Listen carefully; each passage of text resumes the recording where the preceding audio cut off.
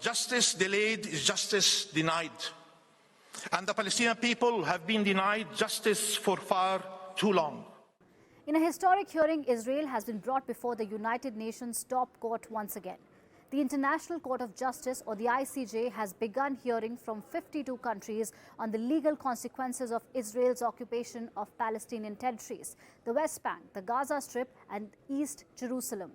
This marks the largest number of countries and organizations to participate in a single ICJ case ever.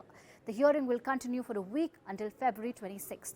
Now, which countries are a part of this? The United States, which is Israel's strongest supporter, China, Russia, South Africa, and Egypt, among others. Israel, for obvious reasons, is not participating as it claims that such cases are one-sided and politically motivated. Now, these countries are expected to state why they support or oppose Israel's occupation policies. The first to speak today was Palestine.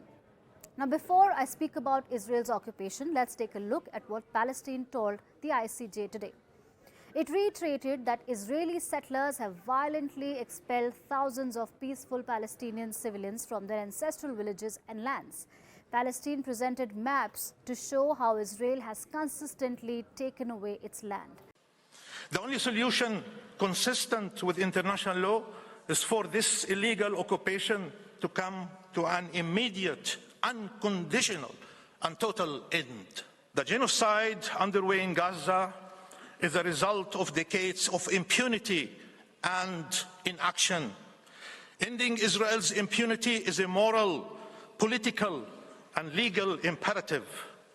Successive Israeli governments have given the Palestinian people only three options: displacement, subjugation, or death.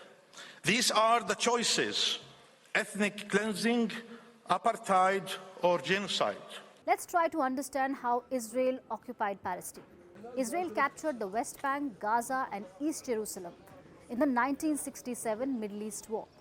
These three regions constitute the historic or original Palestine, which Palestinians have always wanted as an independent state. Israel withdrew from Gaza in 2005, but to this day it controls all its borders along with neighboring Egypt. Now, Palestine claims that Israel has violated their right to self-determination and has imposed a system of racial discrimination and apartheid. However, Israel considers the West Bank to be disputed territory where it has built 146 settlements. According to a watchdog group called Peace Now, there are about 500,000 Jewish settlers in West Bank. Israel has also annexed East Jerusalem, and it considers the entire city to be its capital, while Palestinians claim it as the capital of a future independent state. Now, East Jerusalem is home to the city's most sensitive holy sites. An additional 200,000 Israelis live in settlements built in East Jerusalem. Now, Palestinian residents allege that they face discrimination on a regular basis as they can't build their new homes or expand the existing ones. Now, what does the world think about it? The international community overwhelmingly considers the settlements to be illegal.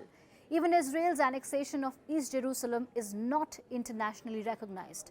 Israel has imposed a land, sea, and air blockade on Gaza. It decides what food, water, medicines, fuel, construction materials, and other commodities can enter Gaza, and regularly imposes blockades when tensions escalate between the two neighbors. By the way, this case is different from South Africa's genocide case against Israel. Last month, the International Court of Justice, in that particular case, ordered Israel to do everything in its power to prevent acts of genocide. When is the verdict expected, and why is it important? It is expected that a bench of 15 judges will deliver its opinion probably by the end of this year.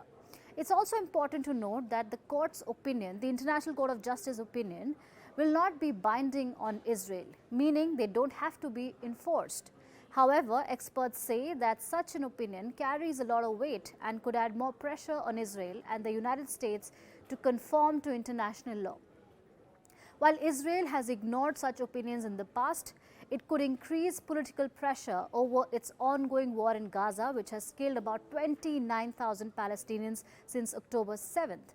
Remember, Israel launched a military offensive on Gaza after Hamas terrorists from Gaza launched an attack, killing 1,200 Israelis and took over 200 as hostages. The hearing also comes in the wake of growing concerns about Israel's attack on the Rafah city in the south of Gaza, where more than 1.5 million Gazans have sought shelter. For more news and updates, all you need to do is follow CNBC-TV18 on all of our digital platforms.